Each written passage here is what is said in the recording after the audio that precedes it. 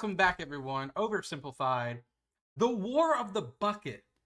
We're literally going to war over a bucket, so I gotta understand what this is about.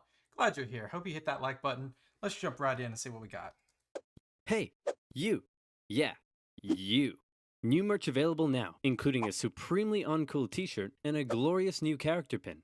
Link in the description down below. Bologna. Alright folks, gather round. I've got some good news and some bad news. Did you say good news and glad news? No, I said good news and bad news. Very bad news.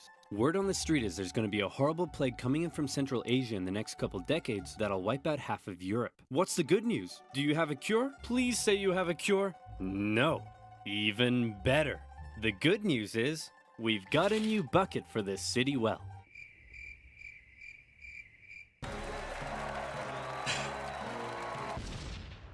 Oh. To understand the War of the Bucket, we first need to talk about this guy. He's Pope. the man with the plan, the host with the most. He's holy, lowly. He eats ravioli with the white cassock, matching pellegrina, and the most tasteful of fringed fascias. Come on, y'all know who I'm talking about. It's the Pope, the head of the largest religious organization in the world. But what if I told you he wasn't always the big bad boy powerhouse he's often thought as today? That's right. Throughout history, the papacy often found itself forced to wrestle against adversity and opposition to retain its authority. The earliest popes, for example, suffered under the brutal persecution of the Roman Empire, and many ended up martyred, such as Pope Clement I, who was ostensibly thrown into the sea with an anchor around his neck. On the bright side, however, he's now the patron saint of fishermen. After persecution finally ended, the Pope still found himself being heavily controlled by secular kings and nobility. For over 2 centuries, the Byzantine emperor basically decided who could become Pope. Then came a real low point, during what has been called the Dark Age, a period where noblewomen controlled the Pope through, how should I put this? Feminine charm. It was around here that one infamous Pope, John XII, took office. This bad boy would hold, how should I put this? Naughty no-clothes parties in the Wow. Yeah, I've heard about this. Lateran Palace. And apparently, this would even happen. Come on, Zeus. Give me a 6. Did I say Zeus? Paganism? I meant Thor. Ra, the Egyptian sun god? Dang it, who is it we worship? Perhaps you should read this, Your Holiness. Obviously, this is hyperbolic. However, there was probably some truth to it, right? In the beginning, God created the heavens and the earth? Wow, this is wild. Pope John XII eventually died exactly how he lived, caught in the act by an irate husband who picked the Pope up and chucked him out the window.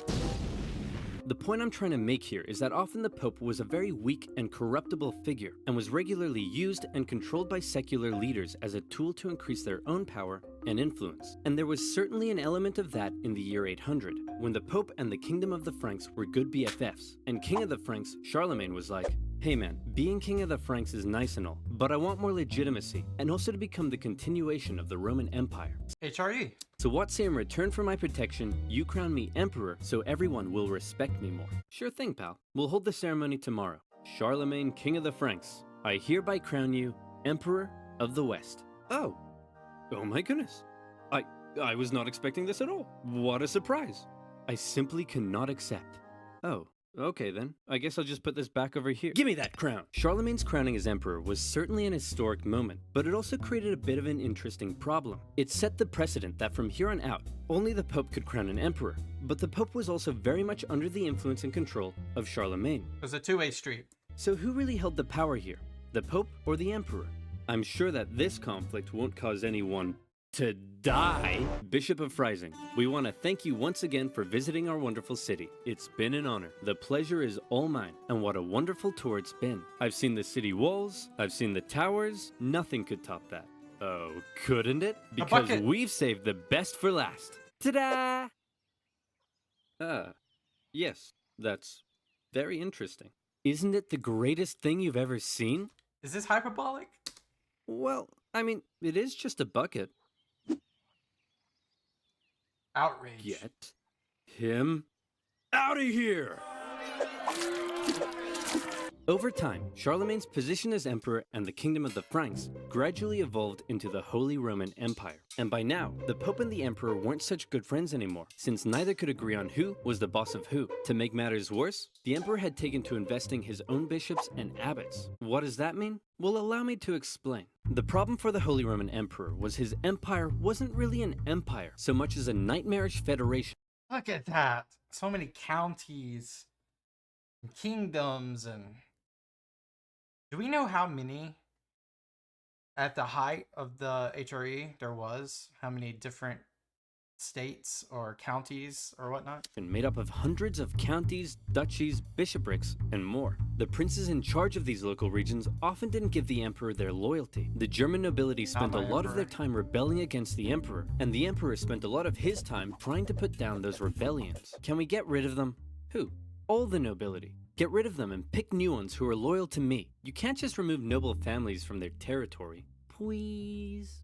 Aw, okay, how about this? Some of those territories are ruled by bishops and abbots, and as Holy Roman Emperor, considered by many to be the deputy of Jesus Christ himself, perhaps you can choose who gets to become bishop and abbot. Yay! Now it's time to turn out the lights and go to sleep. Okay, I love you. Okay, good night.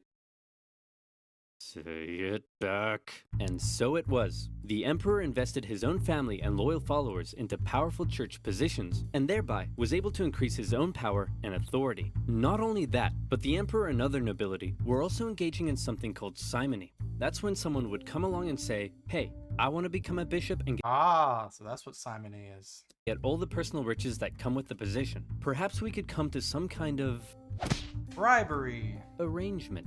That's right. Church positions were actually being sold to the highest bidder. And let me tell you, they probably didn't come cheap. It's gonna cost you a lot more than this. I don't think so. I've got a promo code. Love it. Bishops and abbots, selling church positions, authority, and power. Wait a minute. This is depravity. The purpose of the church isn't for him to increase his own authority and power. It's for me to increase my own authority and power. What about Jesus, Your Holiness? What? I thought the purpose of the church was to spread the good message of Jesus Christ. How drunk are you? Very. All right, the results for the election of Chief Magistrate are in. Giovanni Kablami, 1%. Spaghetti Jeff, 2%. And the bucket, 1 trillion%. Around the year 1050, a series of reformist popes came along, and they said enough was enough. They wanted to stop the emperor from This is weird. I don't know what's going on. What does the bucket have to do with this? abusing the church and investing his own church officials. How are you going to stop me so long as I have control over who becomes pope? Remember the circular power division? If you try to stop me, I'll just depose you and pick someone else. Oh no, I've contracted tuberculosis. And just like that, the emperor was dead.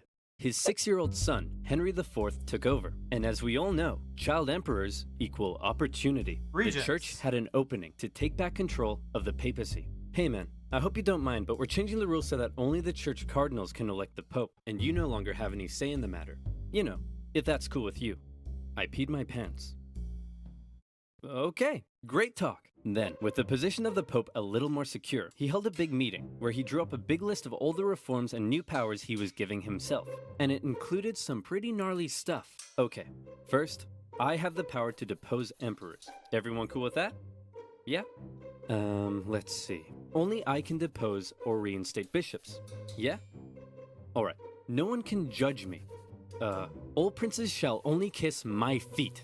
Only my name shall be spoken in the churches. My name is the only name in the world. Okay, I think you're done. These were all some pretty radical powers the Pope was giving himself. And with these reforms, the Pope was basically telling the Emperor, you no longer have the right to choose your So we already know who wanted to be the real emperor. own bishops and abbots. Only I can do that. When the Emperor, now a full-grown man, heard the news, he was furious. What? This is madness! Who does this guy think he is? I'm the Emperor, for goodness sake. He can't tell me what to do. I'll invest my own bishops and abbots if I want to, and this rapscallion can go right to heck! I peed my pants again! The whole conflict escalated when Henry IV went to the Pope and said, hey, guess what, sucker? You're deposed. Oh. Wait a minute. I'm the Pope. You can't depose me. You're deposed. Oh. Wait a minute. I'm the Emperor. You can't depose me. You're deposed. Oh. Wait a minute. Eventually, the German princes took advantage of the situation and they all turned against Henry. Henry was forced to apologize to the Pope and the whole thing ended there. Except it didn't. The whole conflict, known today as the investiture controversy, Okay, the investiture controversy would continue on for centuries as popes and emperors engaged in a power struggle over the emperor choosing his own church officials. The overall result of this conflict is very intricate and full of complexities, but in general, the Pope was able to increase his authority. Great news, Your Holiness. Your influence is on the rise throughout civilized Europe, except for this one city in northern Italy. Really? What's going on there? As for the emperor, he found his realm thrown into further chaos and civil war, as the local princes continued to increase their own power and independence. This was most notably the case in northern Italy. Separated from the rest of the Holy Roman Empire by the Alps, the emperor's influence and control over Italy had often been questionable. In the current chaos, these Italian city-states began operating almost entirely independently. Their practical independence was further solidified when Emperor Frederick Barbarossa came down in 1176 to try to reassert his control. The cities formed an alliance, and with the Pope's support, they kicked the emperor right back the Lombard League. Okay. to Germany. Hooray, said the Italian city-states. We did it! We're the best of friends. And then they immediately began attacking each other. Of course. Why?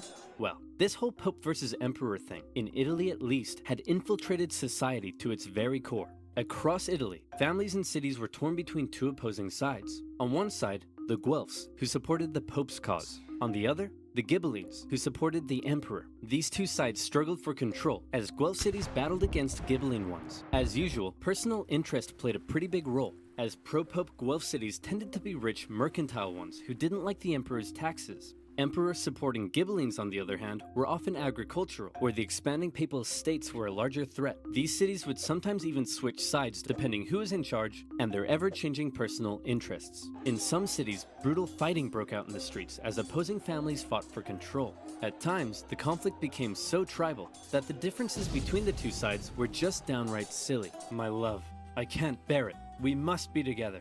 But how can we? My Ghibelline family wears feathers on the left side of their caps, and your Guelph family wears them on the right. My Ghibelline family cuts fruit straight down, and your Guelph family cuts fruit crosswise. These are arbitrary differences. We shouldn't let them tear us apart. We can be together no matter what our families think. Wonderful news. Let's make a toast to our love. I'll drink from my Ghibelline smooth goblet, and I shall drink from my Guelph chaste goblet.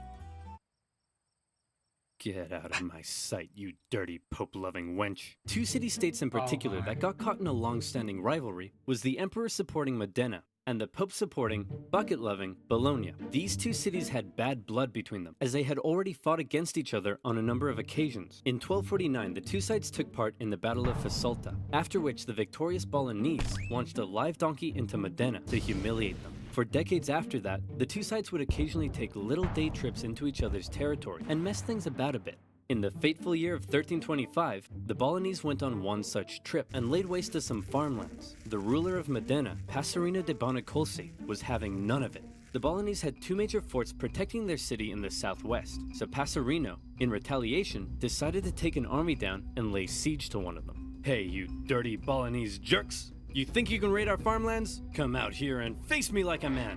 Hey man, what's up? I've just come out to let you know that there's no need to siege us because— Whoa, hey man, chill out. I'm trying to tell you— Whoa, stop doing that. I'm trying to tell you I'm actually secretly sympathetic to the imperial cause and I want to willingly hand the fort over to you. Oh, cool. Okay. Dude, what was that for? For betraying your people. And this is for joining mine. Mwah. The Bolognese were pretty unhappy to lose one of their main defensive forts. I love all the pre-context all the way up to this point, because otherwise, I was like thinking, like, what does this have to do with the bucket? But we're getting there. We're getting there. But to make matters worse, then this happened. Hey, wait a minute. Where's the bucket? Oh no, it's gone. Those Modenese must have taken it. We'll make them pay. This is unacceptable. They may take our lives. They may take our fort, but they will never take our bucket. Oh wait, here it is. I found it, guys. It's right here. Phew. Could you imagine if we started a war over that? That would have been really stupid, and there'd probably be a billion videos about it on YouTube one day. Thank goodness it never actually happened. That's right. The famous story you may know about the War of the Bucket, that the war started because Modena stole Bologna's bucket, doesn't actually seem to be quite right. I've never heard of this. I was surprised to find that the bucket was likely not actually stolen at the start of the war. And at this point, I want to thank and give a big shout out to fellow history YouTuber M Laser. He's the one guy I found who actually translated a fantastic original Italian source, and then kindly allowed me to use his work in my own research. He does really well researched and in-depth videos, and What a shout out. deserves way more subscribers, so please head on over and check him out. The real reason Bologna seems to have declared war on Modena is simply that they both hated each other, supported opposing factions, the Pope had called on Guelph cities to attack Passerino, and Bologna wanted its fort back. And they were gonna get it back. Bologna had a large force, much larger than what Modena could muster Jeez, 6x. up, so they felt pretty confident. They sent half their force to lay siege and take back the fort, and the other half took defensive positions to prevent the Modenese from crossing the river. The smaller Modenese force were struggling to find a place to cross, so one night they were like, "Hey guys, look out, we're attacking way up here in the north, better move your troops." Oh, would you look at that? That was easy. And just like that, the Modenese were across the river. The Bolognese were probably expecting the Modenese to come and break their siege, but instead, the Modenese went for the second fort My goodness. at Zappolino. Bologna couldn't afford to lose both of its defensive forts, so the entire Bolognese force moved to take defensive positions at Zappolino. When the Modenese arrived, it was already late in the day, and there were about 2 hours of sunlight left. In most medieval battles, at this point, both sides would set up a camp, rest for the night, and prepare for battle the next day. But the outnumbered Modenese decided the only way to win was to deal a quick, decisive blow while the Bolognese were still unorganized and unprepared, and that's exactly what they did. They charged at the Bolognese line, and the two sides engaged in fierce combat. Then the sneaky Modenese pulled what must be the most predictable, yet somehow consistently surprising move in medieval warfare. They sent the cavalry around the side and hit them from behind. Bing bang bong, the Bolognese went on the run. With casualties in the thousands, Modena had won, and the Modenese cavalry chased the Bolognese cavalry all the way back to the city. After Modena's victory, they went on a tour of the Bolognese countryside, burning some stuff down along the way. When they reached the city itself, instead of laying siege, they set up a camp and basically held a massive party for 3 days. The defeated Bolognese could only sit back and watch. As the Modenese force began packing up and getting ready to leave, they noticed something. Oh my gosh. Hey, check this out. No way. Are you kidding me? They're still using traditional wells. Hey, you dumb Bolognese. Ever heard of an artesian well? You can't even get water out of the ground without using a stupid bucket. It's not a stupid bucket. It's a wonderful bucket. Yeah, whatever, bucket boy. We're taking this with us. So Modena stole Bologna's bucket and put it up on display in their cathedral, Oh my God. eventually moving it to the city hall, where it remains on display to this day. What? The two cities came to a peace settlement a few months later. Bologna would have to pay heavy war reparations, and in exchange, Modena would return all conquered territories. Modena kept the bucket. Despite being one of the bloodiest battles in medieval Italian history, it didn't really change anything, except now Modena had Bologna's bucket. As for the larger power struggle between the Pope and the Holy Roman Emperor, that would continue on for some time and played a part in many major events of medieval history. The Oversimplified Cinematic Universe. The Great Brexit War Oversimplified, coming 2028. The 2019 Area 51 Raid, Oversimplified, love that, coming 2034. PewDiePie versus T-Series, Oversimplified, coming 2087. Well, that's going to be a good one to wait for. Such as the Crusades, the Protestant Reformation, eventually leading to the general separation of church and state we see in Europe today. So there you have it. We learnt about the Pope and the Holy Roman Emperor, the investiture controversy, and finally, the War of the Bucket. It's been a long day, and it's time to turn out the lights and go to sleep. Okay, I love you. Okay, good night. Say it back! Beautiful video. Wow. Yeah, I didn't know about that. And they still have a bucket? Who knew? Who knew? Did you know? You probably knew. It's great. Great. I can't say enough about Oversimplified. Amazing. Just to deconstruct